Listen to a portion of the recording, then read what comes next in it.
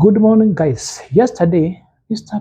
President Ruto did a media interview and he spoke about GMO. I'm James and I'm a food scientist. Most of people do not know because wengi wananijua nikuwa photographer. But now the question is GMO safe or not? I want us to ask some few questions here. So, if today you are to die and the food that is available is GMO, would you eat or would you prefer to die? Because one, there's no conclusive information about whether GMO is safe or not.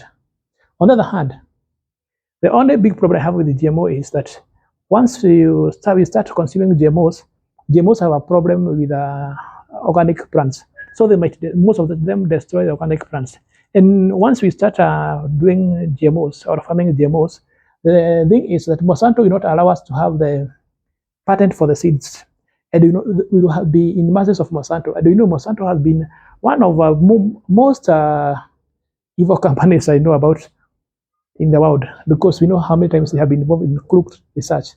But we know that in many cases, we have seen that what happened with the tobacco industry. In tobacco industry, before the information came that nicotine can cause cancer and tobacco is dangerous, most researchers were being paid by tobacco industry so that they cannot say that. So how sure are we that the same will not happen to GMO? It's very hard. On the other hand, to be able to say that GMO is good for now because you don't have an option and you cannot produce enough foods. But the question is, do we have a light about the seedlings or will be in the masses of Monsantos? On the other hand, Mr. Ruto said that we not get those problems of wanaume kukua na matiti. On the other hand, we know that in US, most people are consuming GMOs. But in US, most supermarkets are stocked with GMO food than organic foods because organic foods are very expensive.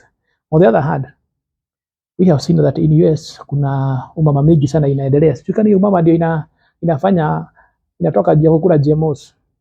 So I don't know, but I would like us to discuss about this because generally it's an issue that people need to be very cautious about. On the other hand, sio watu juu tunasema food ni baya.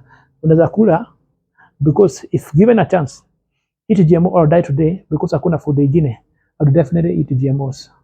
On the other hand, we should not trust anything that comes from the government that easily because we know the same government that is telling us that the GMO is safe cannot tell us that whether our maize has aflatoxin, our products that we have here locally have met the standards that we expect them to meet because we know that KEBS have not been doing the good work. I'm your host, James Tonane. In the comment section, tell me what you think about GMOs and whether you agree with President Ruto that GMO is safe or not. Peace.